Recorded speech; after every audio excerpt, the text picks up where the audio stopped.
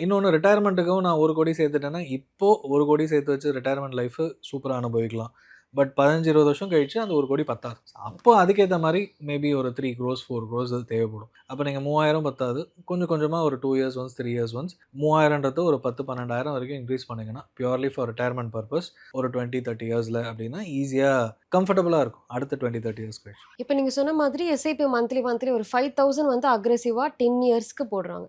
அதுக்கப்புறமா வந்து எஸ்ஐபி வந்து ஸ்டாப் பண்ணிடுறாங்க. மேபி அமௌண்ட் வந்து இன்வெஸ்ட் எதுவுமே பண்ணல. அப்படியே காம்பவுண்டிங்ல விட்டா வளருமா சார்? கண்டிப்பா. நீங்க 10 இயர்ஸ்ன்னு பிளான் பண்ணிட்டு நான் நிறுத்தலாமான்னு கேட்பாங்க. இப்ப இன்சூரன்ஸ் ம். பொறுத்தவரைக்கும் ஒரு 2 வருஷம் கட்டியிருப்பீங்க. அதுக்கப்புறம் 1 இயர் பிரேக் விட்டீங்க, மறந்துட்டீங்க அப்டின்னா, ரிவைவ் பண்ண முடியாது. 4வது வருஷம் போய் கேட்டீங்கன்னா, பாலிசி லேப்ஸ் ஆயிடுச்சுன்னு சொல்லுவாங்க. அன்லெஸ் வந்து அந்த பர்ட்டிகுலர் கம்பெனில வந்து ஸ்பெஷலா ரிவைவ் பண்றதுக்கு ஏதாவது பாலிசி கொண்டு வந்து பண்ணா மட்டும் தான், அந்த 2 இயர்ஸ்க்கான பிரீமியம் கட்டுங்கன்னுவாங்க. 2 இயர்ஸ் என்டையர் பிரீமியம் கட்டி கொண்டு வரணும். மியூச்சுவல் ஃபண்ட பொறுத்தவரைக்கும் நீங்க 10 வருஷம்னு எழுதி குடுத்துட்டீங்க.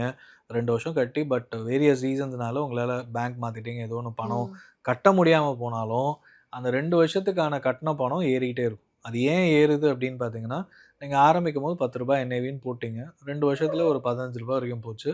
ஸ்டாப் பண்ணிட்டீங்க. அத வந்து 5வது வருஷம் பார்க்கும்போது ஒரு ரூ. 25 இருக்குன்னா, ரூ. 25 அந்த 2 வருஷத்துக்கான எவ்வளோ யூனிட்ஸ் அக்யூமுலேட் பண்ணீங்களோ, அத மல்டிப்ளை பண்ணா அதுதான் கரண்ட் வேல்யூ.